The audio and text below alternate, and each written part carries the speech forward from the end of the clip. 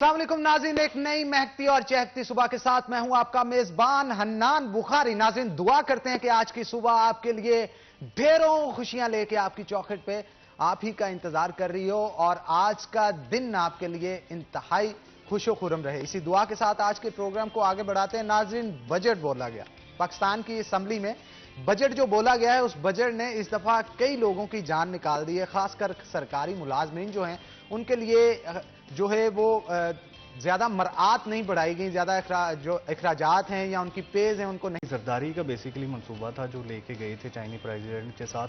फिर उसमें मजीद जो अमेंडमेंट्स भी होती रही। पाकिस्तान मुस्लिम लीग नून के दौर में इस पर काफ़ी काम भी हुआ, लेकिन ये मंसूबा खैर पहले का चल रहा था, इनिशिएट हो चुका था पाकिस्तान पीपल्स पार्टी की गवर्नमेंट के साथ। और ये शायद कुछ कुव्वतों को पसंद भी नहीं था, जिसकी वजह से पाकिस्तान पीपल्स पार्टी की गवर्नमेंट जो कि इतनी बदतरीन नहीं थी जितना उसको पेश किया गया, जितना उसके साथ बुरा सलूक पंजाब में हुआ उसकी मुस्तहिक नहीं थी। क्योंकि जो पिक्चर थोड़ी गलत खींच दी गई उनकी। ऐसे ही है, बिल्कुल ऐसे ही है। क्योंकि जो सरकारी मुलाजमीन की तनख्वाहें जो ज़राअत के साथ उन्होंने जिस तरह से उसको बूस्ट किया, जिस तरह से जो वो वाहद हुकूमत थी या शायद काफ लीग की हुकूमत थी, जब लगता था कि किसानों का हुकूमत को एहसास है। उसके बाद पाकिस्तान मुस्लिम लीग नून के 5 साल निकाल लें या अभी जो 2 साल निकाल लें, ज़राअत को बुरी तरह से नज़रअंदाज किया जा रहा है। बजाय इसके कि इसको इंडस्ट्री बनाया जाता, इसको उल्टा बिल्कुल ही ऐसे नज़रअंदाज किया जा रहा है कि इसका जो जीडीपी में जो इसका 18% बनता है इसका, लेकिन इसको जब इनिशिएट देने की बारी आती है तो वो सबसे कम दी जाती है। यकीनन इंडस्ट्री किसी भी मुल्क के लिए ज़रूरी होती है, टेक्सटाइल इंडस्ट्री हो या वो एक्सपोर्टर्स जो किसी भी किस्म की एक्सपोर्ट करते हैं, यहाँ पर डॉलर्स आता है जिसकी वजह से बैलेंस शीट कायम रहती है, वो बड़ी ज़रूरी है। उनको देने चाहिए इंसेंटिव्स, उनको भी नहीं दिए जा रहे। यकीनन ये इस पे बात होने की ज़रूरत है। इसमें मियां शहबाज शरीफ की जानब से जो उन्होंने पेश किया था असम्बली में कि एक मईशत पर चार्टर्ड होना चाहिए, चार्टर्ड ऑफ जो इकनॉमिक्स, ताकि कोई भी हुकूमत बदलती है तो पॉलिसीज़ वही जारी रहें जो हम 20 साल के लिए बनाएं, ताकि इंडस्ट्रियलिस्ट को भी पता हो कि 20 साल में हमने कहाँ जाना है। इसी तरह से ये ऐसा इकदाम है जो कि आप बता रहे हैं, अगर ले लिया जाए तो इससे जो मामलात हैं काफी बेहतर हो सकते हैं सनतकारों के लिए, ताजरों के लिए। एक ब्रेक का वक्त हो गया अब्दुर्रहमान, ब्रेक के बाद इस गुफ्तगू को आगे बढ़ाएंगे। तो नाज़रीन, एक छोटी सी ब्रेक लेंगे, कहीं मत जाइएगा, हमारे साथ रहिएगा।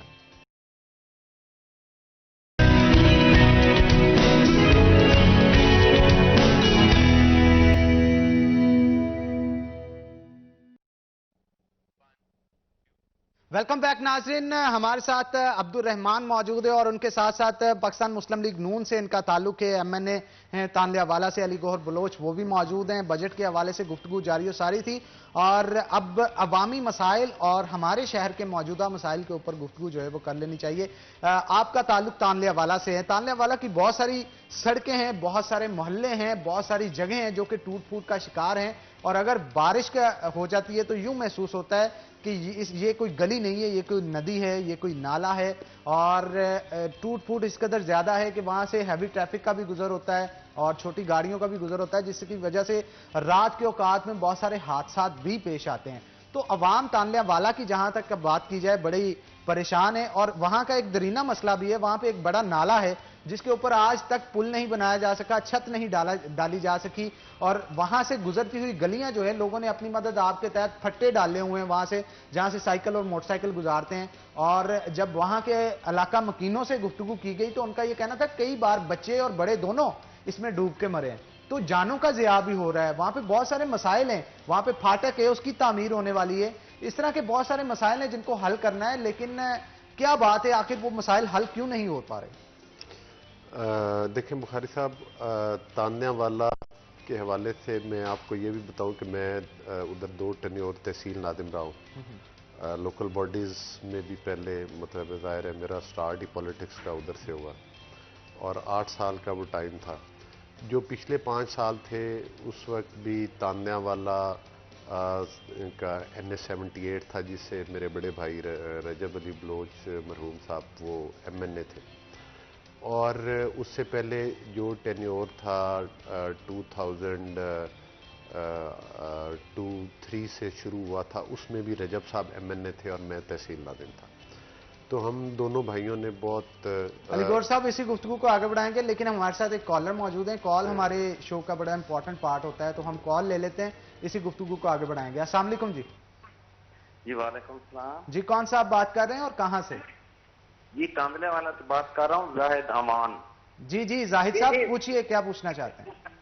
जी पूछना था कि हमारा इलाका इससे पहले जो हुकूमत थी एक गुलस्तान था, अब हमारा इलाका जंगल बन चुका है, सारे रोड टूटे हुए हैं, कोई नया मंसूबा नहीं आ रहा, गांव जो है इतना जी जाहिद साहब बहुत शुक्रिया आपके कॉल करने का। आप ही के हल्के से फोन था जी। वो कह रहे हैं हमारा इलाका गुलिस्तान था लेकिन अब जंगल से भी बुरा हाल हाँ है जी, इस गवर्नमेंट यही के अंदर। बात मैं आपसे कर रहा था कि मैंने आपको वो टाइम बताया है कि जब तकरीबन 8 साल मैंने और 10 साल रजब साहब ने डिलीवर किए एज ए पार्लियामेंटेरियन और मैंने लोकल बॉडीज में। जिस वक्त मैं तहसील नाज़िम बना और रजब साहब MNA मुंतखब हुए थे, तो उससे पहले भी तान्यावाला का जो पूरा NA, मैं सिर्फ कुछ सिटी की बात नहीं कर रहा, बहुत बुरे हालात थे। हमने अरबों रुपए की लागत से, अरबों रुपए की लागत से, मतलब तान्यावाला का आप कंपैरिजन बाकी तहसीलों से नहीं कर सकते थे, थोड़ा सा बैकवर्ड एरिया समझा जाता था। लेकिन जब से हम दोनों भाई पॉलिटिक्स में आए और हमने मेहनत की और एक जज्बे के साथ काम किया, तो उसके बाद हमने अरबों रुपए के किस सेक्टर में करवाए कि दोनों टेन्योर्स में करोड़ों में नहीं, अरबों रुपए के ऑन रिकॉर्ड प्रोजेक्ट्स हैं विलेज इलेक्ट्रिफिकेशन के। गांव में जिन आबादियों में बिजलियां नहीं थी वहां पर हम बिजलियां लेकर गए। आप ही के हल्के से एक और कॉल ले लेते हैं ताकि लोगों के सवाल जवाब जो है उनको भी देखते रहे। अस्सलाम वालेकुम जी।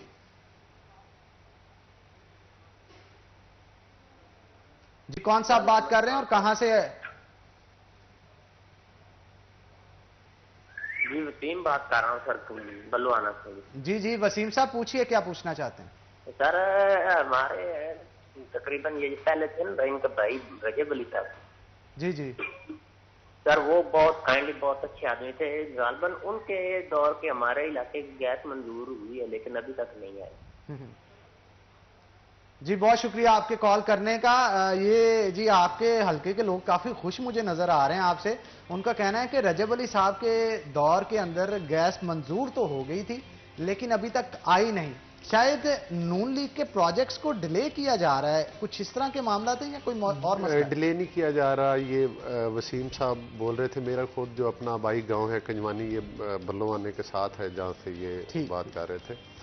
तो 29 के करीब गांव थे जो कि शायद खाकान अब्बासी साहब जब प्राइम मिनिस्टर थे और वो प्रोसेस होते हुए जिसके एस्टिमेशन मियां नवाज शरीफ साहब ने करवाई थी रजब साहब की रिक्वेस्ट पर, वो उनकी वैसे तो हमने काफ़ी गांव में भिजवा भी दी गैस, लेकिन 29 नंबर काफ़ी ज़्यादा होता है गांव, मतलब है 29 गांव थे जिनकी अप्रूव हुई गैस जो है वो इस गवर्नमेंट ने मतलब है कि रोक ली। मैं वही बात कर रहा था जिसमें हमारा वो आप कह रहे डिले नहीं कर रहे, रोक दिए गए। अच्छा डिले, हाँ मुकम्मल तौर पे। अब इंशाल्लाह ये इनिशिएटिव उसी वक्त ही हम लेंगे, इंशाल्लाह गवर्नमेंट अवामी हुकूमत आ जाएगी तो इंशाल्लाह ये प्रोजेक्ट्स वहीं से हम तसलसल शुरू करेंगे। मैं आपको एक मुख्तसर बात करूं कि जो इंफ्रास्ट्रक्चर, रोड सेक्टर, केई हॉस्पिटल, मैं अपने इलाके की बात कर रहा हूं, मुल्क की बात नहीं कर रहा, नकासी आपकी स्कीमें, नालियां, सोलेंग्स, PCC की schemes, carpet farm to market roads, upgradation of schools, नए हॉस्पिटल्स, मतलब इनका अगर मैं आपको इंडिविजुअली बताऊं, तानने वाला, आप अगर आपके उधर कोई अजीज या रिलेटिव है तो हो सकता है आपका भी चक्कर लगता हो कि आज से 8-10 साल पहले आपने ये देखा है कि वो नहर के साथ डबल कारपेट रोड बनी, आपने देखा जिस आप नाले की बात कर रहे हैं, हाँ वो मैं तहसील नाज़िम था और आपने तानने वाला का पार्क देखा जब वो मैं तहसील नाज़िम था, लेडीज पार्क उस नहीं, अब तो वो मतलब है कि वो मेल फीमेल लेडीज का अलग है छोटा सा, जेंट्स का। वो पार्क मैंने अपने तहसील नाज़िम टाइम में बनवाया था जिसकी आज भी पूरे तान्यावाला के लोग अप्रिशिएट करते हैं, उनकी मेहरबानी है। मकसद ये जिस नाले की आप बात कर रहे हैं, इस नाले के ऊपर पहले दुकानें होती थी अगर आपको याद हो, वो शहबाज शरीफ साहब ने इंक्रोचमेंट को ख़त्म करवा के वो ख़त्म करवाई, जिसके बाद ये नाला नंगा हुआ और उसके ऊपर 2-4 जगह पर आपको याद है जहां से वो रेलवे बड़ा फाटक है उसके सामने एक पुल बनवाई है, वो पिछले टेन्योर में रजब साहब के टेन्योर में हमने बनवाई है, वो गली भी करवाई, कुछ गलियों के ऊपर बना दी थी। लेकिन ये देखें कि ये जो गवर्नमेंट है, जो नवाज शरीफ का बनवाया जो तांदिया वाला से मामू कांजन रोड, वो डबल रजब साहब के हमारे फर्स्ट टेन्योर में बनी थी, मकसद ये है कि और जो मियां शहबाज शरीफ साहब के टाइम में मामू कांजन से लेके किलियांवाला से लेके गढ़ फतेह शाह कस्बा, गढ़ से लेकर समुंदरी तक और दरियाए रावी पर जो पुल है नया, जिससे कि इस इलाके की यकीन करें कि वो इस इलाके का अगर मिनी सी पैक कह दें आप, मैं तान्यावाला की बात कर रहा हूं, जो कि कई अजला को मिलवाती है, वो मियां शहबाज शरीफ साहब का कारनामा है और उसका क्रेडिट उनको जाना चाहिए और नून लीग की गवर्नमेंट को कि आज साहिवाल, उकाड़ा और जितने गिरदोनवा के डिस्ट्रिक्ट उन सारों की ट्रैफिक मोटरवे और फैसलाबाद से जो कनेक्ट होती है वो उस ब्रिज और वो डबल रोड दरिया से लेके समुद्री तक। मकसद ये है कि मियां नवाज शरीफ के बनाए हुए इंफ्रास्ट्रक्चर को ये कुछ भी ना करे 5 सालों में, इनमें इतनी भी अहलियत नहीं है कि ये उसको रिपेयर करवा सके। एक इंफ्रास्ट्रक्चर बनाना तो बहुत बड़ी बात है ना, वो तो आप कर ही नहीं सकते। सी पैक की आप बात कर रहे थे, आप मुझे बताएं कि ख्वाब इलामा इकबाल ने देखा था, हमारा मुल्क ख्वाब देखता था कि हमारे मुल्क में सी पैक होगा, उसको अमली जामा नवाज शरीफ ने पहनाया। कायदे आजम इलामा इकबाल साहब ने ख्वाब देखा, पाकिस्तान बनाया, इलामा इकबाल साहब ने ख्वाब देखा, कायदे आजम मोहम्मद अली जिन्ना हमारे कायद ने पाकिस्तान बनाया। इसी तरह से हमने ख्वाब सी पैक के देखे थे, हमने ख्वाबों में सोचा था कि वो कौन से मुल्क हैं जहां मोटरवेज होते हैं, हमने ख्वाबों में देखा था वो कौन से मुल्क हैं जहां पर बिजली जिम्मेदारों को सस्ती मिलती है, वो हमने ख्वाब देखे थे कि वो कौन से मुल्क हैं जिस मुल्क में अद्वियात सस्ती मिलती हैं, हमने ख्वाब देखा था वो कौन से मुल्क हैं जहां पर चीनी सस्ती होती है, हमने ख्वाब देखे थे। ये ख्वाब कब पूरे हुए?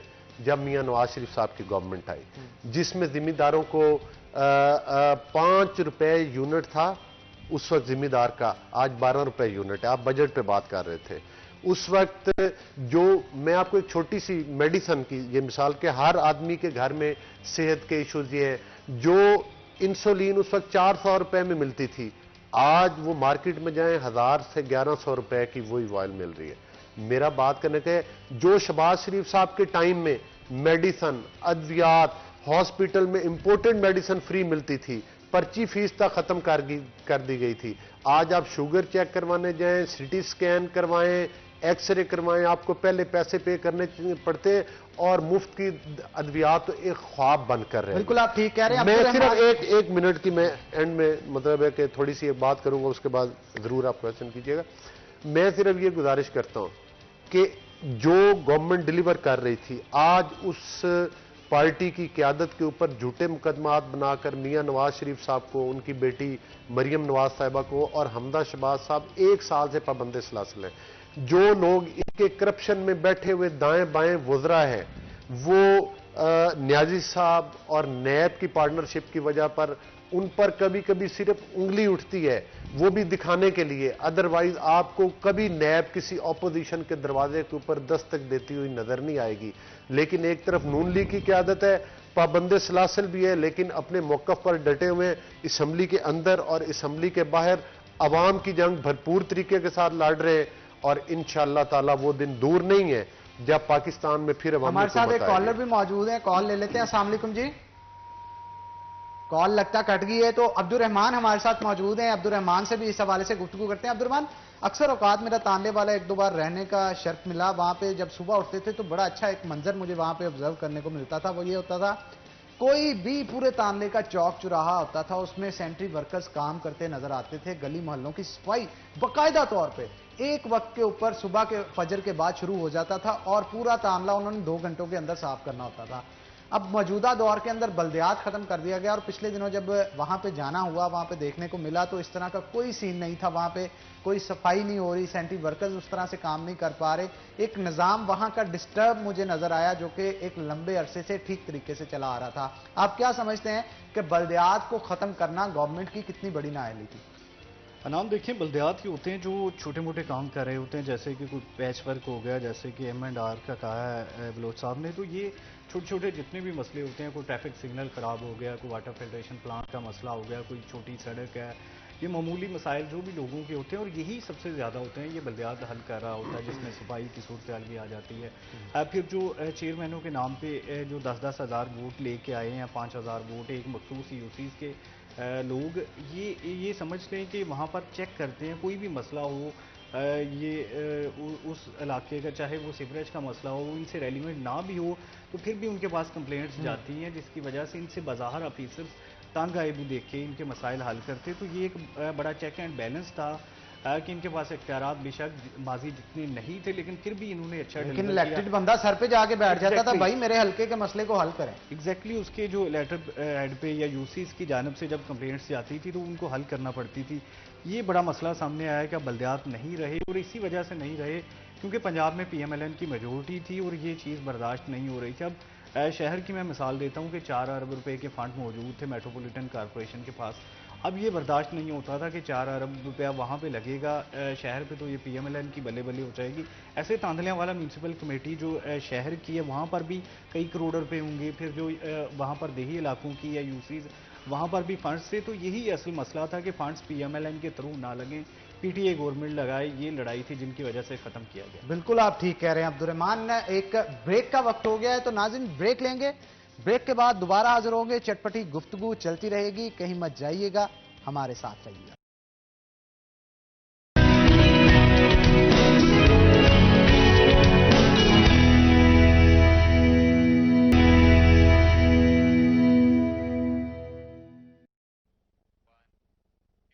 वेलकम बैक नाजरीन। ब्रेक के बाद खुशामदीद। हमारे साथ मुस्लिम लीग नून के MNA बलोच साहब मौजूद हैं। उनसे अली गौहर बलोच साहब उनसे गुफ्तगू करते हैं और गुफ्तगू को आगे बढ़ाते हैं, क्योंकि बलोच साहब बड़ी गुफ्तगू होगी गवर्नमेंट के हवाले से और मौजूदा सूरत हाल के हवाले से। आपके हल्के को भी छेड़ा गया, बहुत सारी कॉल्स भी आई, तो अब थोड़ा सा पर्सनल गुफ्तगू करते हैं और चिट चैट कुछ इस तरह से करते हैं कि माहौल जो है वो खुशगवार बनाया जाए।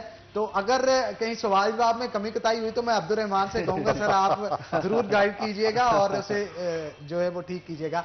तो हमारा एक सेगमेंट होता है, उस सेगमेंट के अंदर राना सनाउल्लाह साहब के साथ भी मैंने इशू किया था, उसमें भी हमने ये सेगमेंट रखा था। तो मैं चाहता हूं आपके साथ भी वो सेगमेंट दोहराया जाए। एक लफ्ज मैं कहूंगा और उस लफ्ज को सोचते ही आपके जहन में जो भी आएगा आप उसको इलैबोरेट करेंगे।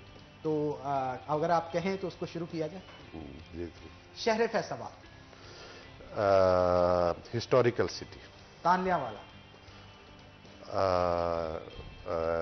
रावी की पहचान, मियां मोहम्मद नवाज शरीफ, कायदे जमहूरियत, फेवरेट सिंगर, नुसरत फतेह अली खान। नुसरत फतेह अली खान साहब की कोई एक कवाली जो आप बहुत रवानगी से सुनते हो और मूड खुशगवार हो जाता हो? उनकी तो बहुत सारी चीज़ें बड़ी प्यारी हैं वो, लेकिन उनकी स्टार्ट में एक दफ़ा उन्होंने स्टार्ट में गाई थी हक अली अली अली मौला अली अली। मीरा के बाद मीरा कंफ्यूज पर्सनैलिटी। लेकिन आप क्यों कंफ्यूज हुए? थोड़ा सा सोचा है आपने उनके नाम आते? नहीं, कई बातें माइंड में आई, अब सोचा कि कौन सा अच्छा, मैं चाहता हूं आप वो तमाम बातें बारी बारी शेयर करें, इस सेगमेंट को आगे फिर बढ़ाएंगे। अच्छा, नहीं, वो मतलब है कि मीरा का ये है कि एक तो उनको मीडिया पे आने का शौक है, तो वो फिर उसके लिए कोई ना कोई ऐसी मादरत से, वैसे तो वो अपने उनका एक अपना वो है ऑब्वियसली। अच्छा, पिछले दिनों मीरा जी का एक इंटरव्यू भी आया था जिसमें उन्होंने कहा कोरोना की वजह से बहुत परेशान थी और मैं अल्लाह की राह पे जा रही हूं, कर रही हूं, वो कर रही हूं। आपने देखा वो भी देखा था। एक उसके बाद वीडियो आई है, वो भी नहीं, वो ग्रुप्स में वायरल हो रही होती। एक और वीडियो कल ग्रुप में मैंने देखी है, बिल्कुल उसके बाद की। अच्छा, वो कोई ना कोई ऐसी बोंगी मारती रहती है। कभी वो इंग्लिश बोलने का उनको शौक है, कभी उनको मतलब है कि वो जैसे उन्होंने रूप धारा क्या वो बड़ा वो होगी। चलिए, ये तो एक अच्छी बात है अगर उनमें कोई इस किस्म की वो मतलब कोई मोटिवेशन किसी ने की है कि चलें वो थोड़ा सा रुजू अल्लाह ताला की तरफ और उन चीज़ों की। हर इंसान गुनहगार है, मैं उससे नहीं कहता वो हमसे बहुत बेहतर होंगी। जो इस लिहाज से किसी भी बंदे को क्रिटिसाइज किया जाता है ना, मैं समझता हूँ कि वो मुनासिब नहीं। ये मेरा अल्लाह जानता है कि अच्छा कौन है। लेकिन वैसे ये कह रहा हूँ कि जब देखें, मैं अगर अल्लाह ने मुझे एक हैसियत पे पहुँचाया ना, तो मुझे बातें भी वो उस सोबर तरीके के साथ करनी चाहिए जो जिस मसनद पे अल्लाह ताला आपको बिठाता है, जो उसके शान शान हो। अगर मैं उससे नीचे लेवल जाके करूंगा तो फिर लोग कहेंगे कि भाई इसको इज्जत रास नहीं आई। तो मीरा जी ऐसी बोंगियां मारती हैं कि जितनी उनको उनके करियर में इज्जत मिली थी तो वो उसको खराब करने के चक्कर में हर वक्त होती हैं। कभी वो किसी किस्म की वीडियो वायरल कर, सिर्फ वो मीडिया पे अपनी वो इम्पोर्टेंस और अपनी लोगों की वो ठीक है जी, ठीक है, मैं समझ गया आपकी हाँ, बात। हाँ, अच्छा, आगे बढ़ते हैं। मियां मोहम्मद शहबाज शरीफ या हमजा शहबाज? ऑब्वियसली शहबाज शरीफ हमजा साहब के भी बाप हैं। ठीक है। तो अगर मैं लेकिन वो दूसरा ये है कि हमजा साहब उनके सपूत है, तो ऑब्वियसली वो हमजा साहब में भी शहबाज साहब का पूरा हक है। अच्छा, अगर मैं कहूं मरियम नवाज या हमजा शहबाज? नहीं, दोनों ही वक्त जरूरत है किसी पाकिस्तान एक को की। चुनना तो पड़ेगा ना, जब जवाब किसी एक का देना है तो किसी एक को चुनना पड़ेगा। नहीं, चुनने के लिए ये है, वो नहीं है, वो जिसको मियां नवाज शरीफ साहब हुक्म देंगे वही डिलीवर करेंगे, अगर आप पॉलिटिकली पॉइंट ऑफ व्यू से पूछ रहे हैं। लेकिन हाँ। लेकिन ये है कि दोनों पॉलिटिक्स में है, ड्यूटी कल को अल्लाह की तरफ से किसकी लगती है ये मेरा अल्लाह बेहतर जानता है। राना सनाउल्लाह? राना साहब जो है उनमें बहुत ज्यादा खूबियां हैं, और मैं समझता हूं कि वो दोस्तों के दोस्त हैं, और एक इंतहाई अपनी पार्टी के साथ इंतहाई एक मुखलिस वर्कर है। मुराद सईद? मुराद सईद छोटा मुंह बड़ी बात। छोटा मुंह बड़ी बात। जरदारी साहब, आसिफ अली जरदारी? जरदारी साहब किंग मेकर। किंग मेकर, बिल्कुल जी, ये बड़ा बहुत उन्होंने बड़ा अपनी कॉम्प्लीमेंट पार्टी है। से बहुत सारे लोगों को प्राइम आपने मिनिस्टर मतलब एक तो होता है किंग, आपने उनको किंग मेकर का नाम दिया। नहीं, उनका इंपॉर्टेंट रोल, उन्होंने अपनी पार्टी से भी यूसुफ रजा गिलानी साहब को प्राइम मिनिस्टर बनाया, मतलब अपनी फैमिली से। वैसे आपकी ये बातें सुन के मुझे पता नहीं क्यों ये फीलिंग्स आ रही हैं कि पीपल्स पार्टी आपसे राब्ता जरूर एक बार करेगी। नहीं, पीपल्स पार्टी के साथ हमारे आप भी बड़े, हम ऑपोजिशन में इकट्ठे हैं, अच्छे रिलेशन। सियासी पार्टियां किसी से भी दुश्मनी पीटीआई से भी नहीं है, लेकिन सिर्फ हम ये कहते हैं कि अगर आप कर नहीं सकते थे तो फिर आपको इतने बड़े बोल नहीं बोलने चाहिए। Bilawal Bhutto Zardari? Nice guy, nice nice boy. Nice boy, हाँ। ठीक है। अच्छा, कुछ फेवरेट सॉन्ग के हवाले से गुफ्तगू कर ली, अब फेवरेट मूवी के हवाले से पूछते हैं, आपकी फेवरेट मूवी कौन सी है? नहीं, सॉन्ग तो आपने पूछे ही नहीं। पूछ लिया मैंने कहा, हाँ, मूवी उनको के हवाले से हाँ। पूछते हैं कि फेवरेट मूवी कौन सी है? नहीं, फेवरेट मूवीज तो वैसे बड़ा अरसा हो गया कि नहीं देखी है। Favourite actor? और बहुत थोड़ी सी देखी है, मतलब है कि अभी पिछले दिनों एक आध को मूवी पाकिस्तानी देखी थी, जब से ये नहीं बनी है। कौन सी मूवी देखी? वो एक दो और टॉक शोज में भी काफी दफा मैं मूवी कौन सी देखी? वो थी पंजाब नहीं जाऊंगी। या मेरे खुदाया, एक तो महविश हयात, हमारे सियासतदान क्या, हमारे शहरी क्या, हमारे मुल्क के लोग क्या, काफी पॉपुलर हो मैंने चुकी है। मूवी की बात की है, मैं याद की असल में मैंने बड़े शोज जनाब किए हैं, और हाँ। जिस सियासतदान से ऑप्शन दे के पूछा उसने महविश हयात को सिलेक्ट किया। मुझे ये गुफ्तगू वैसे पहले नहीं करनी चाहिए थी, आपसे हाँ। सवाल करता, जब जवाब मिलता देन मैं कंटिन्यू करना चाहता था। अच्छा, अब कुछ सवाल करूंगा और आपको ऑप्शंस दूंगा, आपने कोई सा एक ऑप्शन चुनना होगा और इसे फिर कंटिन्यू करेंगे हम। स्टार्ट करें? जी श्योर। एक आइलैंड है मालदीव्स का, और उस आइलैंड पे आप अगर एक सुहानी शाम किसी के साथ गुजारना चाहें तो वो कौन होगा? रीमा जी, मीरा जी या महविश हयात? रीमा, मीरा और महविश हयात। रीमा। रीमा जी, अगर मेरे इस बात की वजह से आप महविश हयात को तो नहीं चेंज किया? नहीं, बिल्कुल नहीं। वो मैं समझता हूँ कि वो सीनियर एक्ट्रेस हैं। जब बिल्कुल हम स्कूल मतलब कॉलेज में थे तो तब उनकी मूवीज देखते थे। अब नई एक्ट्रेस है, ड्रामे और मूवीज कुदरती जब से पॉलिटिक्स में टाइम कम होता है तो इसलिए नहीं देख पाते, तो उनका देखा है। और उनको आज भी जो बात मैंने पहले की, वो आज भी बड़ी ग्रेसफुली अपना वो मतलब है जो शोबे में काम कर। नहीं, मेरी मुलाकात नहीं, लेकिन टीवी पे टॉक शोज में ये उनके आजकल भी वो मतलब सोशल मीडिया पे उनके प्रोग्राम और टीवी पे चल रहे होते हैं। ठीक है। कोरोना के 3 पेशेंट्स हैं और आपके पास कोरोना की वैक्सीन है, किसे देना पसंद करेंगे? आपके ऑप्शंस हैं शीरी मजारी, मारवी मेमन या फिर फिरदौस आशिकावान। शीरी मजारी, फिरदौस आशिकावान और मारवी मेमन। मारवी मेमन। तो मारवी मेमन। उसकी क्या खास बात? नहीं, खास वजह तो नहीं है। फिरदौस आशिकावान साहब तो खुद डॉक्टर हैं, वो तो कोई प्रिकॉशनरी मेजर्स कर सकती हैं, ठीक है। और शीरी मजारी साहब हुकूमत में बैठी, उनको हुकूमत ही बहुत ज्यादा सपोर्ट कर सकती तो ये मारवी मेमन को दे देंगे कि चले वो डॉक्टर भी नहीं है और गवर्नमेंट में भी नहीं। ठीक हो गया।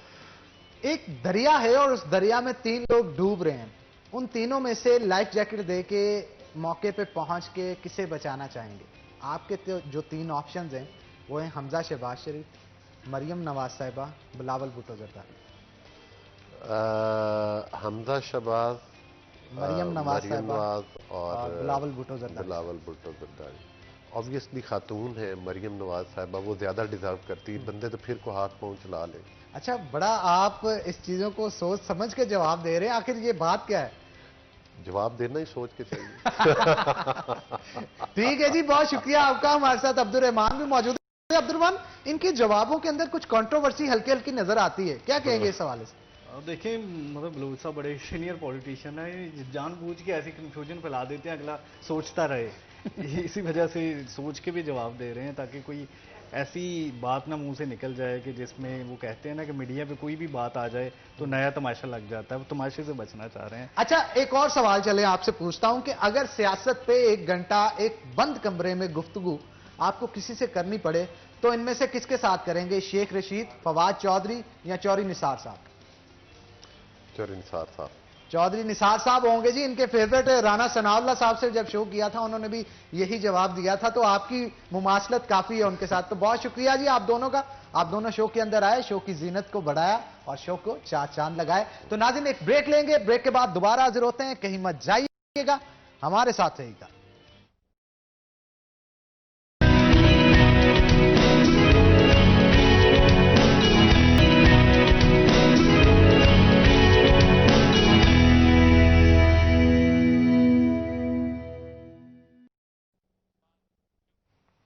वेलकम बैक नाज़रीन। अगर आपने अपनी शख्सियत को संवारना है तो शख्सियत को संवारने के लिए आपका हेयर स्टाइल और ड्रेसिंग बेहतरीन होनी चाहिए।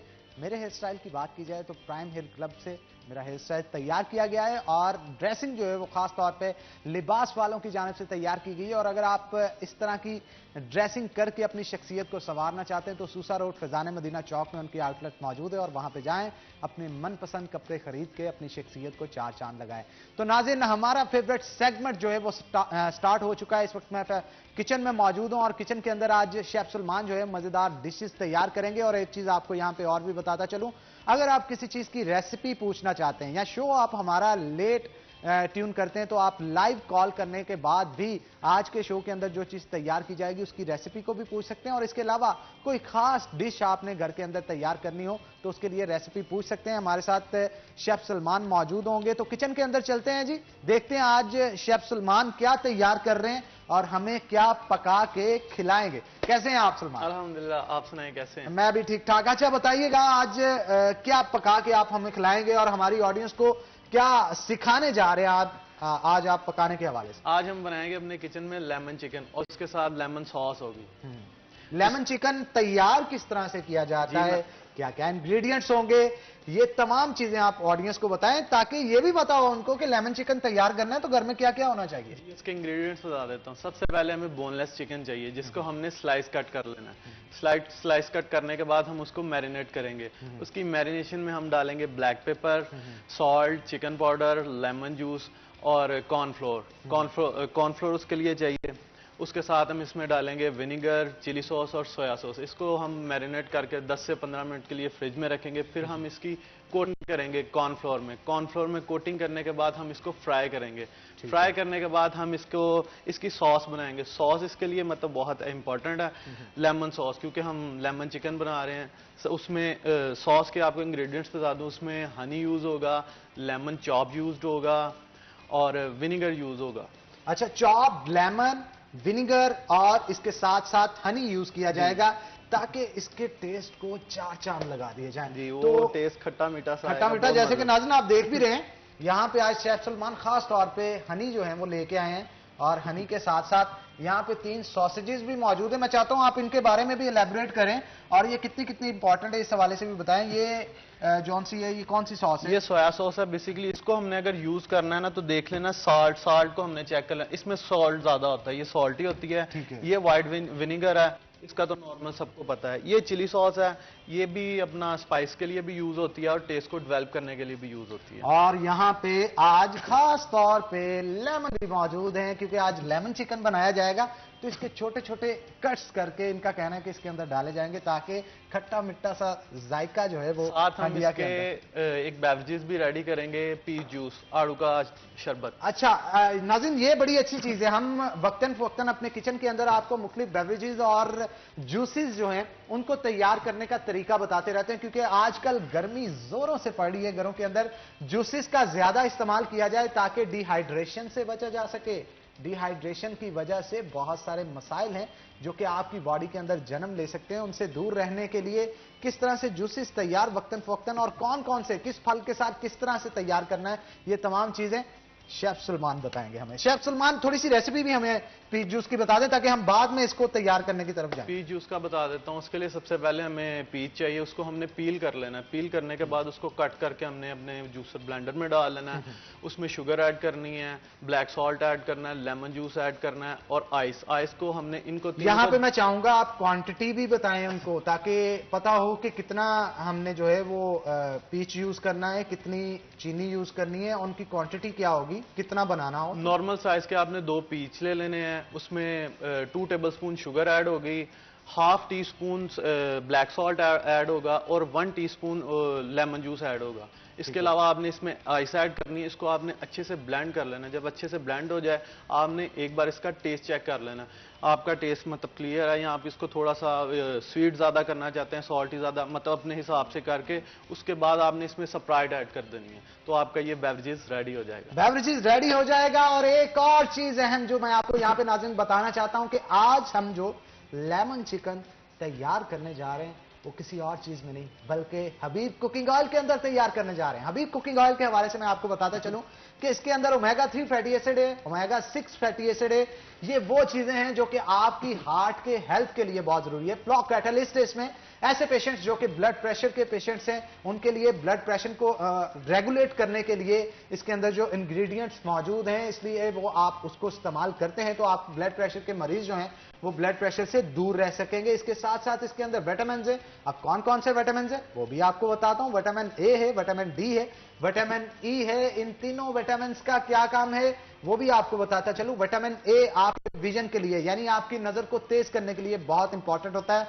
विटामिन डी जो है आपकी कैल्शियम अब्जॉर्प्शन, यानी आपने अगर अपनी हड्डियों को मजबूत करना है तो उसके लिए आपकी बॉडी के अंदर विटामिन डी होना जरूरी है। ये एसेंशियल विटामिन है आपकी बॉडी के लिए। विटामिन ई जो है आपकी ओवरऑल हेल्थ और हेयर्स के लिए बेहतरीन चीज है। बिना किसी घबराहट के आप हबीब कुकिंग ऑयल खरीदिए, अपने घर में लाएं, चीजों को पकाएं, लज्जत को बढ़ाएं, क्योंकि ये दिल का मामला है। इसके साथ साथ आपको हबीब बनास्पति के हवाले से भी बनाता चलूं।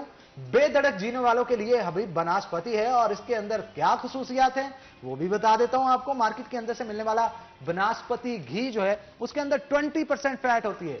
तो 20% ट्रांस फैट का मतलब है जो दिल का पेशेंट है यानी हार्ट पेशेंट है उसको ये घी इस्तेमाल नहीं करना चाहिए, हबीब बनास्पति इस्तेमाल करना चाहिए, क्योंकि इसके अंदर ट्रांस फैट 1% से भी कम है और बहुत सारे विटामिन हैं जो कि आपकी ओवरऑल हेल्थ के लिए बेनिफिशियल है। इसके फवायद तो इस कदर ज्यादा हैं कि आपको बताता चला जाऊं तो शो खत्म हो जाए, क्योंकि इसको डबल रिफाइन तरीके से तैयार किया गया और बहुत सारी चीजें हैं जो कि अगर आपको मैं बताता चला गया तो वक्त कम पड़ जाएगा। इसलिए बिना कुछ कहे मैं यही कहूंगा, अगर घर के अंदर कोई ऑयल या वनस्पति आपने इस्तेमाल करना है तो हबीब का कीजिए, क्योंकि ये दिल का मामला है। तो शेफ सलमान की तरफ चलते हैं और जानते हैं कि हबीब कुकिंग ऑयल के अंदर अगर हम इसे तैयार करते हैं तो उससे इसके टेस्ट को इनहेंस कैसे किया जा सकता है। ये मोस्टली मैंने देखा है लेमन चिकन रेडी होता है तो लोगों का ब्लैक हो जाता है। ऑलमोस्ट जब भी देखा है ना, कहीं भी मैंने देखा है लेमन चिकन ब्लैक हुआ होता है। हम अपना ऑयल हबीब कुकिंग ऑयल में इसको यूज करेंगे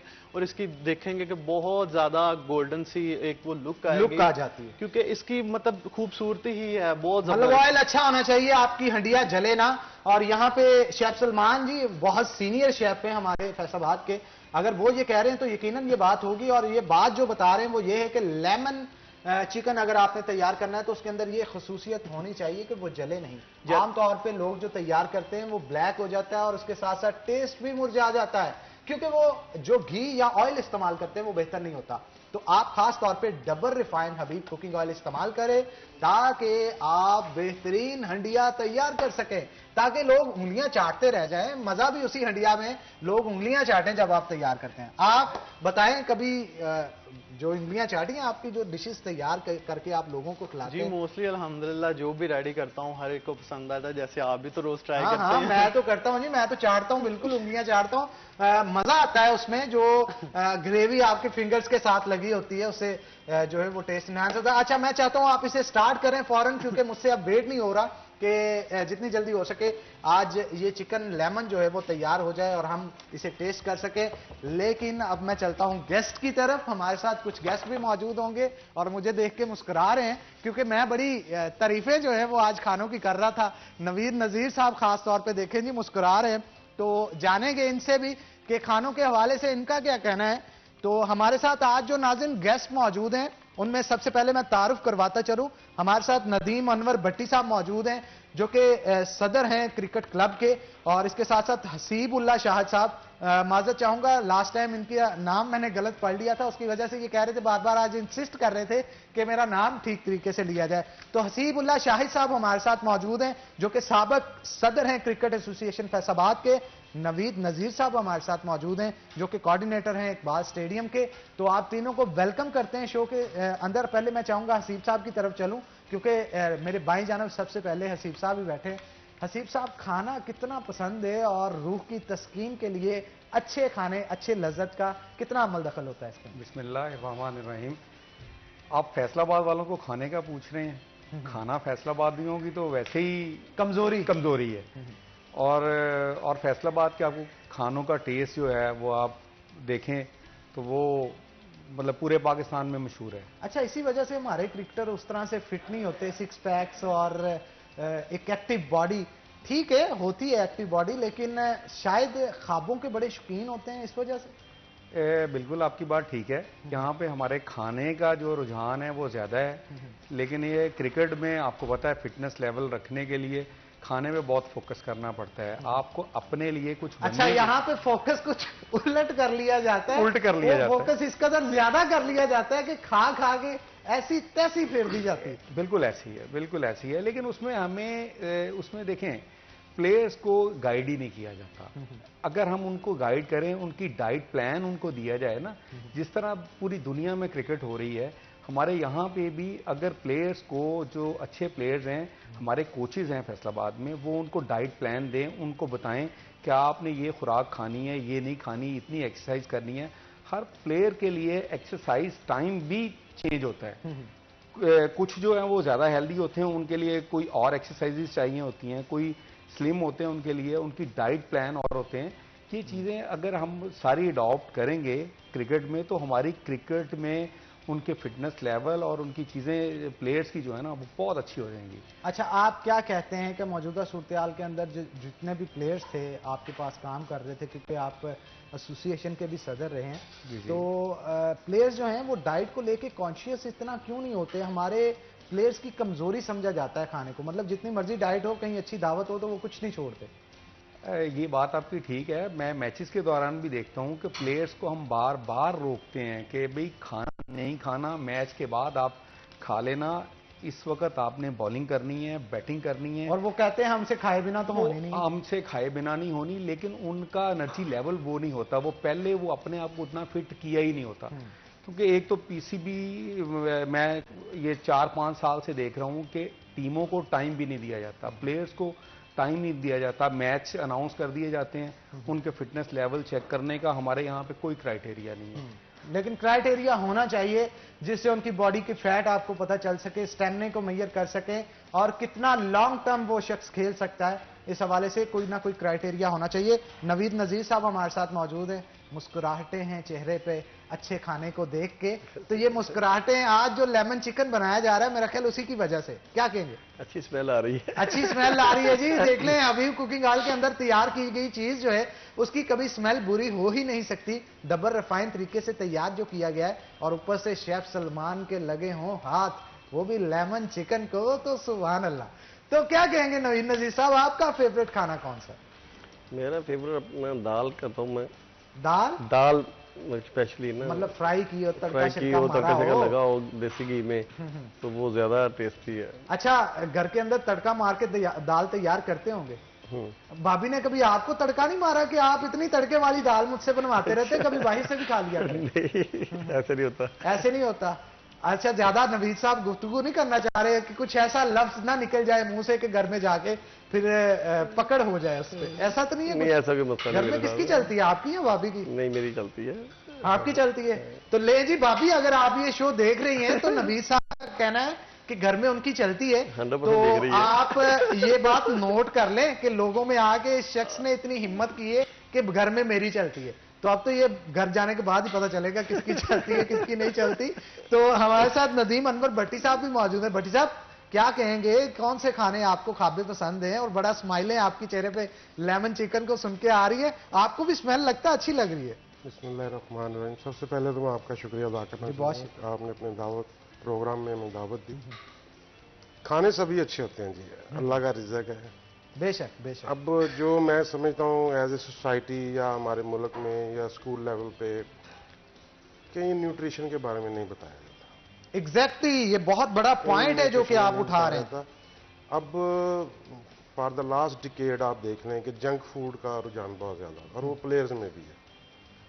जब हम यंगस्टर्स थे या हम देखते होते थे कि हमारी जो नेशनल टीम है, तो उनमें वो सख्ती से खानों की पाबंदी करवाया करते कि जंक फूड नहीं खाना, हेल्दी फूड लें, आप वाइटामिन लें, आप फल लें।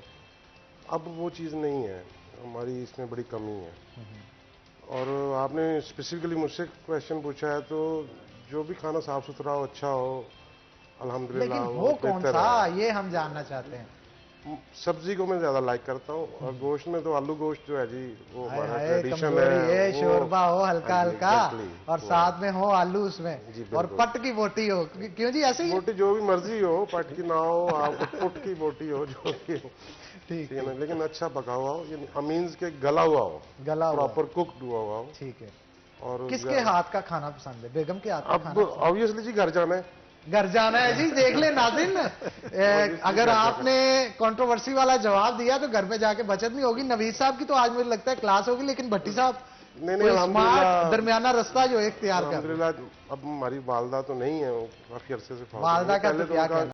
एग्जैक्टली वो उन्नस बहुत ज्यादा होता है। आप देख लें, जो माँ और बाप अपने बच्चों को जिस अल्लाह की ज़ात के अलावा अगर कोई आपका भलाई चाहता है, तो माँ और बाप होते हैं। बेशक बेशक। किसी भी फील्ड में देख लें। यहाँ पे मैं नाज़रीन को भी मुतवज्जा करता चलूं कि अगर आप कोई भी रेसिपी पूछना चाहते हैं, और शेफ सलमान आज जो चीजें तैयार करना जा रहे हैं, उस हवाले से कुछ भी पूछना चाहते हैं, तो आप शो के अंदर लाइव कॉल कर सकते हैं। और कॉल करके कोई भी रेसिपी, कोई भी चीज को बनाने का तरीका घर के अंदर, चाहे वो फास्ट फूड हो, कॉन्टिनेंटल हो या देसी फूड हो, जो भी आपने खाना है वो तैयार करने के हवाले से मुकम्मल तफसील जो है वो शेफ सलमान दे सकते हैं। सलमान, कहां तक पहुंचा काम? मुझे स्मेल बड़ी जबरदस्त आ रही है और आप मसरूफ भी काफी नजर आ रहे हैं मुझे। जी, हमने अपना चिकन मैरिनेट कर लिया है। चिकन के इंग्रेडिएंट्स हम आपको बता दिए थे। अब हमने हबीब कुकिंग ऑयल में इसको फ्राई करना है। टेम्परेचर इसका हमने रखना है तकरीबन 200।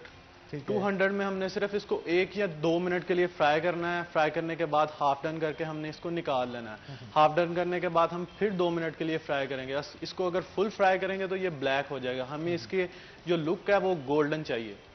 गोल्डन लुक तैयार की जाएगी। हसीबुल्लाह भट्टी साहब, हसीबुल्लाह शाह साहब हमारे साथ मौजूद हैं, उनसे भी गुफ्तगू जो है वो जारी रखते हैं जी। क्या कहेंगे हसीब साहब, घर के अंदर जो चीजें तैयार की जाती हैं, आपको सबसे ज्यादा कौन सी चीज पसंद है? कौरमा, मटन, सब्जी, कोई चीज होगी? मैं घर में सबसे ज्यादा मुझे जो पसंद है मटन।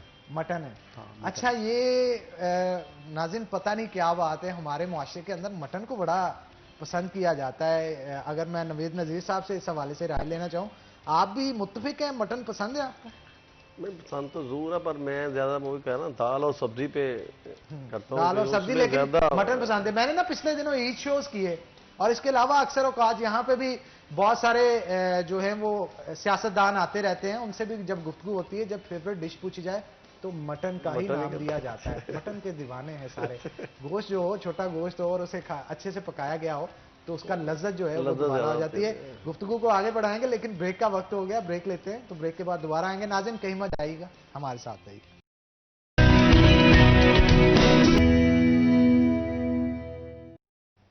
वेलकम बैक नाज़रीन। काफी चटपटी चीजों के ऊपर गुफ्तगू हो चुकी है। अब थोड़ा सा क्रिकेट के मैदान के हवाले से और स्पोर्ट्स के हवाले से गुफ्तगू करते हैं। हसीबुल्लाह शाह साहब हमारे साथ मौजूद हैं, काफी सीनियर प्लेयर भी रह चुके हैं और इसके अलावा साबिक सदर भी हैं क्रिकेट एसोसिएशन के। तो आप क्या कहेंगे मौजूदा सूरत-ए-हाल को देखने के बाद? ख्वाबों के हवाले से गुफ्तगू तो की जा रही थी कि फिटनेस के ऊपर बहुत अमल दखल है इसका, लेकिन ग्राउंड्स भी होने चाहिए उसके लिए, फिटनेस को बरकरार रखने के लिए। अगर आप ज्यादा भी खाते हैं, ग्राउंड के अंदर कसरत की जाती है, तो उससे आप अपने आप को फिट रख सकते हैं, कैलोरीज को बर्न कर सकते हैं, अपने असाब को मजबूत कर सकते हैं। लेकिन हमारे यहाँ तो ग्राउंड ही सिरे से उस तरह से मौजूद नहीं जिस तरह से होने चाहिए। तो एक सेहतमंद माशरे के लिए स्पोर्ट्स का किरदार बहुत जरूरी होता है। अब उस स्पोर्ट्स को फरोग देने के लिए उस तरह के ग्राउंड्स भी आपके पास मौजूद होने चाहिए। हमारे पास प्लेयर्स तो मौजूद हैं, लेकिन अल्टीमेटली ग्राउंड्स मौजूद नहीं है उस तरह से। तो आप क्या कहेंगे? हमारे जो गांव के एरियाज हैं बहुत सारे, या इसके अलावा शहर के अंदर इतनी आबादी है, बच्चे मजबूर हो जाते हैं गली के अंदर क्रिकेट खेलने पे, और ऐसा ऐसा टैलेंट आपको गलियों के अंदर से मिलता है कि वैसा बड़े ग्राउंड से भी नहीं मिलता। तो प्रॉपर ट्रेनिंग अगर उनको दी जाए, ग्राउंड मुहैया किए जाए, उनके ऊपर कोचिंग लगाई जाए और उसमें से कुछ अच्छे प्लेयर जो हैं सिलेक्ट करके लाए जाए, तो हमारा मुल्क दुनिया में अपना नाम रोशन कर सकता है। क्या कहेंगे इस सवाल से? बिल्कुल आपकी बात ठीक है। इसके लिए मैंने पहले भी इमरान खान साहब से भी रिक्वेस्ट की थी, पीसीबी से भी की थी कि हमारे डिस्ट्रिक्ट लेवल पे हमें एक क्रिकेट ग्राउंड डिस्ट्रिक्ट को देनी चाहिए पीसीबी की तरफ। आपने ये इमरान खान साहब से कहा था? हाँ, इमरान खान और देख लिया उन्होंने बरक्स इसके आपकी भी जो एसोसिएशन थी उसको भी खत्म कर दिया। मुझे सिर्फ 8 माह का टेन्योर मिला है। अच्छा, दोबारा कुछ कहेंगे इमरान खान साहब को आप? नहीं, इमरान खान को यही कहूंगा कि भाई क्रिकेट के लिए तो कम से कम ये सोचें, और हम उनके लिए कोई गलत क्रिकेट के लिए नहीं सोच रहे। अच्छा, माजरत चाहूंगा, हसीबुल्लाह शाह हमारे साथ एक कॉलर भी मौजूद हैं, कॉल ले लेते हैं। कॉलर बड़े इंपॉर्टेंट होते हैं और हमारी शो की जान होते हैं। जी अस्सलाम वालेकुम। जी कौन सा आप बात कर रहे हैं और कहां से? जी वालेकुम सलाम जी, फैसलाबाद से बात कर रहा हूँ जी। जी पूछिए, क्या पूछना चाहते हैं? तारिक जी, फैसलाबाद से जी ये पूछना चाहता हूँ कि आजकल पढ़ाइयाँ बच्चों की बंद हुई हैं, तो हम कहते हैं कि क्रिकेट के बारे में हमें कोई ब्रीफिंग दें, को बच्चों को हम कहाँ भेजें जनाब, कोई क्रिकेट खेलें, वो अपना टाइम स्पेंड करें। हमारे फैसलाबाद में ऐसा कोई नहीं है जनाब जो है जहाँ हम बच्चों को सेफ और भेज सकें। जी बहुत शुक्रिया मेहर साहब आपके कॉल करने का। अच्छा हसीबुल्लाह शाह साहब, ये बड़ी एक इंपॉर्टेंट डिस्कशन है और मैं ये करना भी चाहता था। अगला सवाल भी मेरा यही था मेहर साहब, जो मैं अब करने जा रहा हूं, आपके तवस्सुत से अब ये सवाल कर रहा हूं कि ऐसे वालिदैन जो कि कैरियर काउंसलिंग जब बच्चे की प्रॉपर करते हैं, अगर वो पढ़ाई में लायक नहीं, तो इसका मतलब ये नहीं कि वो स्पोर्ट्स में नहीं लो। स्पोर्ट्स में बहुत बहुत अच्छे बच्चे हैं और अगर उनको प्रॉपर ट्रेनिंग दी जाए तो वो आगे जाके मुल्क का नाम रोशन कर सकते हैं। लेकिन इनका ये कहना है कि अगर उनको क्लब्स में भेजना है, खेलने के लिए भेजना है, कहां भेजें? आजकल तो सब बंद है। तो अगर बंद ना भी हो, अगर किसी वालिद ने अपने बच्चे को स्पोर्ट्समैन बनाना है, प्रॉपर उसे ट्रेनिंग क्रिकेट की दिलवानी है, उसके अंदर टैलेंट उसे नजर आता है, तो किस जगह का रुख करे? पहले तो उसे यही नहीं पता चलता, किस क्लब को ज्वाइन करवाए यही नहीं पता चलता, और उस क्लब से किस तरह से मुल्की सतह पे वो खेल सकता है। ये तमाम जो मराहल है, मैं चाहता हूं वक्तन फवक्तन और बारी बारी आप थोड़ा सा ब्रीफ करें, ताकि उन पेरेंट्स को पता चल सके जो कि क्रिकेट के मैदान में अपने बच्चों को प्रोफेशनली भेजना चाहते हैं। जी बिल्कुल ठीक। इसमें हमारे फैसलाबाद में 2-3 एकेडमीज काम कर रही हैं और वो एकेडमीज जो हैं वो बच्चों को ट्रेनिंग दे रही हैं। इस सिलसिले में वैसे मैंने भी एक प्राइवेट तौर पे अपनी ज़ाती जगह पे मैंने नसीम मजीद स्पोर्ट्स कम्प्लेक्स के नाम से एकेडमी बना रहा हूँ। उसको आने वाले इंशाल्लाह 1.5 साल में हम उसको एक प्रॉपर नहीं चल रही है इस वक्त, लेकिन एकेडमी को फंक्शनल इंशाल्लाह कर देंगे। वहाँ पे हम बच्चों की ग्रूमिंग के लिए हम उस पर फोकस कर रहे हैं। मैं उसको पहले अनाउंस इसलिए नहीं करना चाह रहा था कि मैं उसको मुकम्मल प्लान करके उसको हम अनाउंस करें। उसमें हम बच्चों को अंडर 13 से लेकर अंडर 19 तक ग्रूम करेंगे नसीम मजीद हाई परफॉर्मेंस सेंटर के नाम से। उसमें हम वालिदैन से ये कमिटमेंट लेंगे कि वो बच्चों को प्रॉपर वहाँ पे आएंगे, वहाँ पे हमारे टीचर्स उनको ट्रेन करेंगे। उनको क्रिकेटर बनाना तो एक जो है ही, क्रिकेट में तो देखें 11 लड़के पाकिस्तान टीम में खेलेंगे, सारे नहीं खेल सकेंगे, लेकिन एक अच्छा इंसान बनाना उनको बहुत जरूरी है और सेहतमंद इंसान बनाना। नवीद नजीर साहब भी हमारे साथ मौजूद हैं, मैं उनसे भी गुफ्तगू करना चाहूंगा। क्या समझते हैं आप कि हमारे कौन से ऐसी एसोसिएशंस हैं जिनमें अगर बच्चा आता है और प्रॉपर ट्रेनिंग लेके पाकिस्तानी टीम का हिस्सा बन सकता है? नाम भी ऐसे है कि जैसे अभी असीब ने कहा कि एक वहाँ पे 2-3 एकेडमी है शहीद अजमल ने अकेडमी बनाई हुई है, सलमान ने। गवर्नमेंट लेवल पे इसका कितना अमल दखल है? गवर्नमेंट लेवल पे कौन सी है? गवर्नमेंट लेवल पे अभी कोई भी नहीं है ऐसे ना। गवर्नमेंट लेवल पे कोई भी नहीं है। हमारे साथ एक कॉलर मौजूद जी, है, जी, कॉल जी। ले लेते हैं और इसी गुफ्तगू को आगे बढ़ाएंगे। अस्सलाम वालेकुम जी। जी अस्सलाम वालेकुम सर। जी वालेकुम अस्सलाम। जी मैं आमिर बात कर रहा हूँ डेटा कॉलोनी से। जी आमिर साहब पूछिए, क्या पूछना चाहते हैं? सर ये जो स्पोर्ट्स के हवाले से था कि हमारे बड़े बड़े जो ग्राउंड है उसमें तो हम जा नहीं सकते, और जो मोहल्ला लेवल के ग्राउंड है वहाँ पे जो हालात हैं वो कुछ अच्छे नहीं है। मतलब कि ये जो नशा करने वाले लोग हैं इनके डेरे हैं, आवारा लोगों के डेरे हैं, और बच्चे तो खेल नहीं सकते। तो गवर्नमेंट को चाहिए इन पे एक्शन करना चाहिए कुछ ना कुछ, और हमें बच्चों के लिए सहूलत देनी चाहिए। जी बहुत शुक्रिया आमिर साहब आप कॉल करने का। बड़ा अच्छा पॉइंट नवीद नजीर साहब इन्होंने उठाया कि मोहल्लों के अंदर जो ग्राउंड है वो तो तबाह हो चुके हैं और नशेइयों के डेरे हैं, और ये बात दुरुस्त कर रहे हैं क्योंकि अक्सर औकात हमने रिपोर्टिंग भी जो की है उसके हवाले से दिखाया है कि मोहल्लों के अंदर जो ग्राउंड मौजूद है यहाँ तो वहाँ पे गटरों का पानी खड़ा होता है या फिर वहाँ पे नशेइयों का डेरा होता है। तो ऐसे हालात के अंदर बच्चों को वहाँ पे भेज के खेलने के लिए वो मुनासिब नहीं वालिदैन की जानिब से समझा जाता है। बड़े ग्राउंड जो हैं उनके लिए खासतौर पर बुकिंग करवानी पड़ती है, पे करना पड़ता है। आखिरकार ये लोग जाएं तो जाएं कहाँ? मैंने कहा ना कि अभी आपकी बात ठीक है, जो उसका सवाल भी है उनका वाकई जेन्युइन ऐसे हो चुका है कि जो मोहल्ले की ग्राउंडें जितनी थी ना वो ऐसे ही बर्बाद हो गई सारी। इस पे इंतजामिया को भी थोड़ा सा देखना चाहिए जाके लोकल लेवल पे। और जो क्रिकेट के हवाले से बात करूंगा वो सईद अजमल अकेडमी है, वसीम हैदर ने अकेडमी बनाई DPS में, इधर सलमान ने अकेडमी बनाई हुई है, जैसे हसीब शुरू करना चाह रहा है, और उसके बाद अभी ग्राउंडें बंद हैं। बोड़ा वाली ग्राउंड में मुख्तलिफ क्लब खेल रहे हैं। तो जो मतलब स्कूल लेवल के बाद लड़का आता है वहीं से ट्रेनिंग लेके आगे जाता है। जैसे मतलब वहाँ पे नेशनल जिमखाना है, कंबाइंड क्लब है, मतलब राना जहीर के लड़के जो वो बहुत ज़्यादा मेहनत की हुई है और 3-4 लड़के उसके पाकिस्तान खेले हैं। तो इसी तरह मतलब जब आना शुरू होता है, ग्रोइंग करता है लड़का नीचे से, तो फिर ही जाके आगे पाकिस्तान खेलता है। मतलब 22-23 करोड़ अवाम में से मतलब सारे तो नहीं खेलना, वो सही वाली बात मैं फिर यहाँ पे रहूंगा। कंपटीशन आ जाता है ना, आपका टैलेंट आ जाता है, आप अपने आप को कितना मनवा सकते हैं। वही है ना कि इसमें मेहनत करनी पड़ती है, बच्चों को टोटली फोकस करना पड़ता है। वो आपकी बात आ गई कि वो अगर तलीम में वो नहीं सही तो वो क्रिकेट में डेफिनेटली अच्छा हो सकता है या किसी भी गेम में अच्छा हो सकता है। जैसे ये भी हो सकता है कि वो तालीम में भी अच्छा हो, क्रिकेट में भी अच्छा। अभी हमने रिसेंटली एक वुमेन चुकबॉल का नोटिफिकेशन किए हैं कल परसों, उसमें भी हमने वो लेबॉर्ट्री स्कूल में हम अपना फीमेल की वो चुकबॉल की गेम कराते हैं। मेरा कहने का मतलब है बहुत सारी गेमें ऐसी हैं जिसमें हेल्दी एक्टिविटीज आती है, तो वो करनी चाहिए सबको। तो अभी ये कोरोना चल रहा है, इसमें इंशाल्लाह ताला जल्दी अल्लाह ताला हमें कर दे।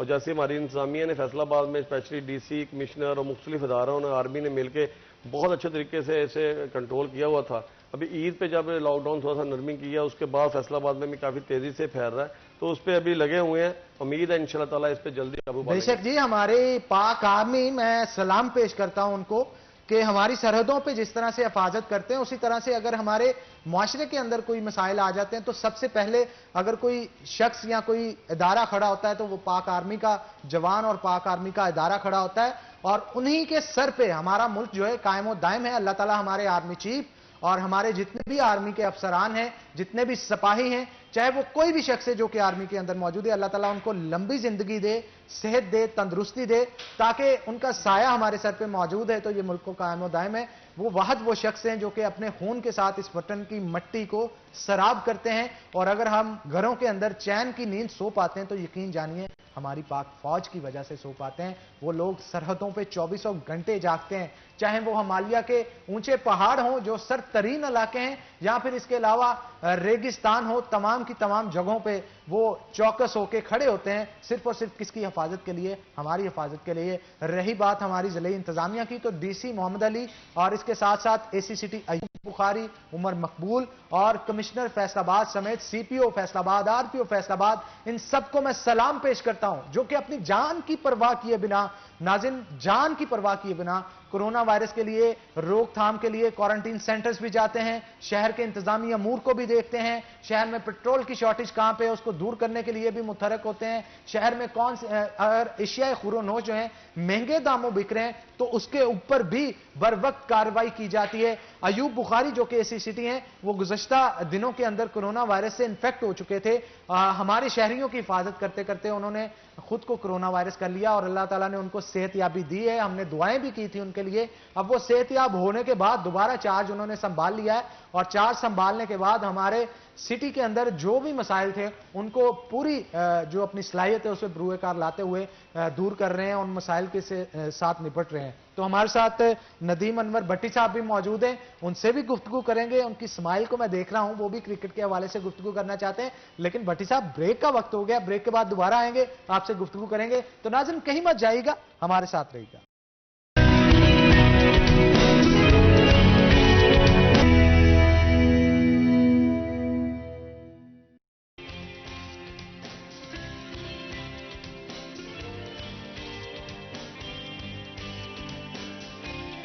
नाज़रीन, ये चिकन जो मैरिनेट किया हुआ था, जैसा कि आप देख सकते हैं कि इसे फ्राई किया जा रहा था शेफ सलमान की तरफ से। तो मैं थोड़ा सा हाथ बिटाने के लिए इनका आ गया, क्योंकि इनकी जानब से जूस जो है वो तैयार किया जा रहा था। अब उस जूस की रेसिपी भी आपको बताऊंगा, लेकिन उससे पहले मैं ये चिकन जो है वो मुकम्मल तौर पर इसे निकाल लूँ। इस प्लेट में तैयार निकाला जा रहा है उसे। और ये भी आपको बता दूं नाज़रीन कि इस प्लेट के नीचे टिश्यू को प्लेस किया गया है ताकि एक्स्ट्रा ऑयल जो है उसे टिश्यू अब्सॉर्ब कर रहे और ये ड्राई हो जाए। ड्राई होने के बाद नेक्स्ट स्टेप क्या होगा, शेफ सलमान से जानते हैं। सलमान, आपकी स्माइल जो है ना, मुझे ये बताती है कि चिकन अच्छा बना है या बुरा बना है, या आज की डिश अच्छी बननी जा रही है, या मुझे नहीं पता। जब मैं तैयार कर रहा होता हूँ आप मेरा मजाक उड़ाने के लिए हंस रहे होते हैं, शायद मैं ठीक से तैयार नहीं करता। ऐसा है कुछ? नहीं, आप मतलब बहुत अच्छा तैयार करते हैं, बल्कि डेली ही आप मतलब कुछ ना कुछ मेरे साथ करवाते ही रहते हैं। हाथ तो बटाता हूँ ना मैं आपका, थोड़ा सा मैं सीखता भी हूँ ना, ताकि घर के अंदर आपको डिशेस कुछ बनानी आए।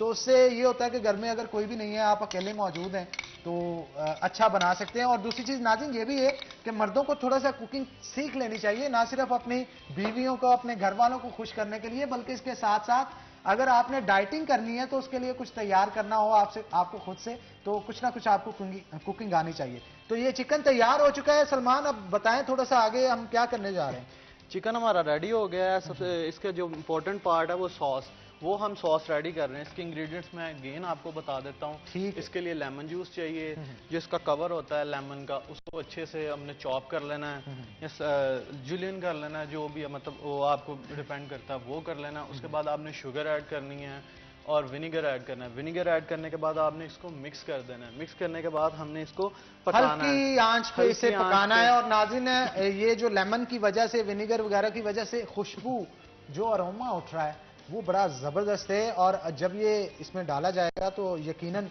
बेहतरीन चीज बनेगी। और एक और चीज यहाँ पे मैं आपको बता दूं कि जूस जो है वो तैयार कर लिया गया है पीच का, और इसकी रेसिपी क्या है वो भी जानते हैं शेफ सलमान से। सलमान बताइएगा, पहले उससे मैं ट्राई कर लूं कि अच्छा बना है या नहीं, और साथ साथ आप रेसिपी भी बताएं। जी अगेन मैं रेसिपी इसकी बताता हूँ। इसके लिए हमें पीच चाहिए, ब्लैक सॉल्ट चाहिए, शुगर चाहिए, लेमन जूस चाहिए और स्प्राइट चाहिए। इन सबको हमने मिक्स करके ब्लेंड कर लेना है। अच्छा, इसमें यह है कि अगर आप चाहें तो इसके ना पीच के छोटे छोटे चंक्स भी डाल सकते हैं, उसका भी टेस्ट बहुत ज्यादा डेवलप होगा। बिल्कुल हो सकता है। और मैं चाहता हूं ये जूस मैं साथ ही लेके चलूं। हमारे साथ कुछ गेस्ट मौजूद हैं और उनसे गुफ्तगू भी करेंगे, और खास तौर पे आज जो रेसिपी तैयार की गई है उसके हवाले से गुफ्तगू इनके साथ पहले भी की जा रही थी। और बजट के हवाले से हम नाज़रीन गुफ्तगू करेंगे कि हमारा जो मौजूदा बजट अनाउंस किया गया है गवर्नमेंट की तरफ से, उसके अंदर स्पोर्ट्स के लिए क्या रखा गया है। अब नजर ये आता है कि स्पोर्ट्स को एक तरह से नजरअंदाज किया गया है। अब ये हमारा कहना नहीं है, बल्कि जितने भी क्रिकेटर्स हैं और क्रिकेट एसोसिएशन से मुंसलिक लोग हैं उनका ये कहना है। उनका कहना है कि अगर आप सेहतमंद माशरा देना चाहते हैं और अपने नौजवानों को तंदुरुस्त तवाना रखना चाहते हैं, मुल्क पाकिस्तान का नाम रोशन स्पोर्ट्स की दुनिया में करना चाहते हैं, चाहे वो ओलंपिक्स हो या दीगर खेलें हों, तो उसके लिए बजट मुख्तस करना होगा। अब बजट कितना मुख्तस करना होगा और हमारी यहाँ की स्पोर्ट्स एक्टिविटीज किस तरह से होती हैं, हसीबुल्लाह शाहिद साहब हमारे साथ मौजूद हैं, उनसे गुफ्तगू करूंगा। और उनसे गुफ्तगू की भी है, लेकिन भट्टी साहब से क्योंकि ब्रेक पे जाने से पहले हमने कहा था कि गुफ्तगू करेंगे, तो मैं चाहता हूं भट्टी साहब से पहले ये क्वेश्चन करूं। भट्टी साहब, कितना जरूरी है बजट को मुख्तस करना अच्छे स्पोर्ट्समैन पैदा करने के लिए? ये बहुत ज़रूरी है और हमारी बदकिस्मती रही है, कभी भी स्पोर्ट्स के लिए जो बजट वगैरह जो ऐसा जो मुख्तस नहीं किया गया। आप अभी हसीब से क्वेश्चन कर रहे थे, आपके कॉलर भी आया था, उनका भी क्वेश्चन था। जब तक आपका ग्रॉस रूट लेवल मजबूत नहीं होगा, आप अच्छे प्लेयर प्रोड्यूस नहीं कर सकते। अकेडमीज कुछ नहीं कर सकेंगी। ग्रॉस रूट लेवल में सबसे पहले आपका स्कूल है और फिर आपकी क्लब क्रिकेट है। अकेडमीज आप कह लें कि पिछले चंद सालों में ये आई हैं कंसेप्ट, लेकिन इससे पहले हमारे नेशनल लेवल तक भी जितने प्लेयर्स जाते थे वो क्लब क्रिकेट से जाते थे।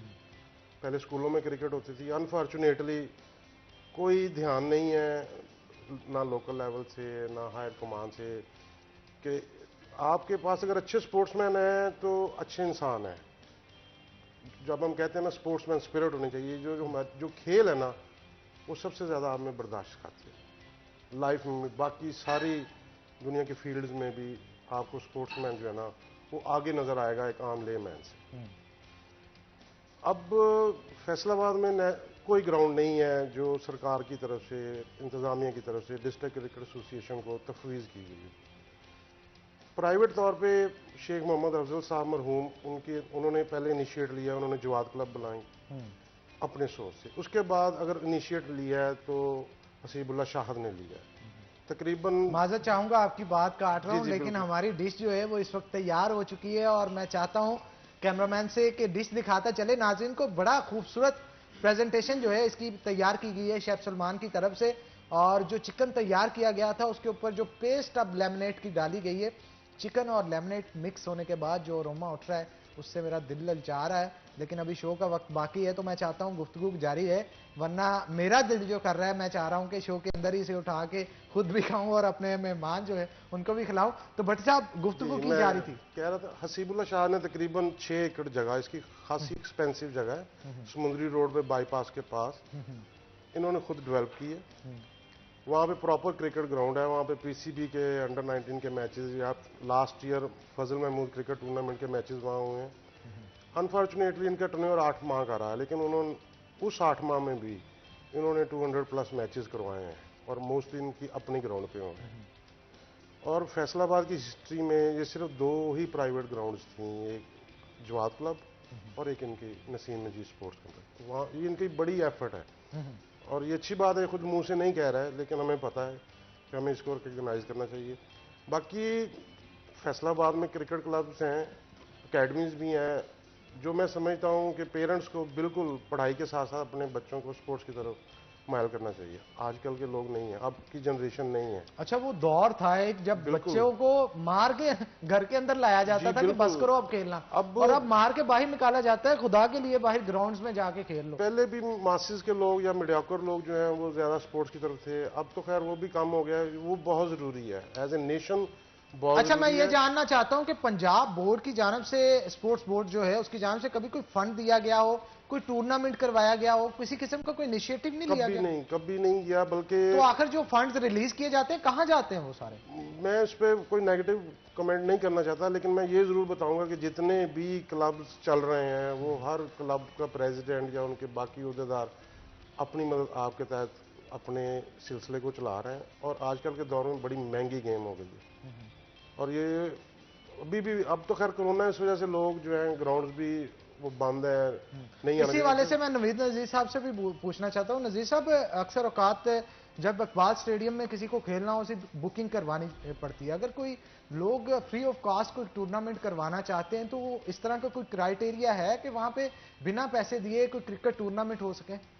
वो सिर्फ और सिर्फ डिस्ट्रिक्ट लेवल पे होते हैं हमारे फ्री ऑफ कॉस्ट। अदरवाइज जो भी टूर्नामेंट करता है वो एंट्री फीस लेता है 20,000 30,000 अपना टीम से, एक टीम से। डिस्ट्रिक्ट लेवल पे अब किस तरह से इसे मैनेज किया जाए, किस तरह से आप रिकग्नाइज करते हैं कि डिस्ट्रिक्ट लेवल पे ये जो हमारे मक्के डिस्ट्रिक्ट के मक्के 84 क्लब है, तो वो जो सदर होगा या सेक्रेटरी होगा वो मिलके करवाते हैं, तो उसके बाद हमें उन्हें टूर्नामेंट करवाने की फ्री देते हैं। बिल्कुल, आप ठीक कह रहे हैं। तो हमारे साथ हसीबुल्ला शाहिद साहब भी मौजूद थे, नवीद नजीर साहब भी मौजूद थे और भट्टी साहब भी मौजूद थे। आप तीनों का बहुत शुक्रिया, आप लोग आए और शो को 4 चांद लगाए। तो इसी के साथ आज के प्रोग्राम का नाज़रीन वक्त खत्म हो गया है, तो आपसे फिर होगी मुलाकात। तब तक के लिए अल्लाह ताला आपका हामी और नासिर हो।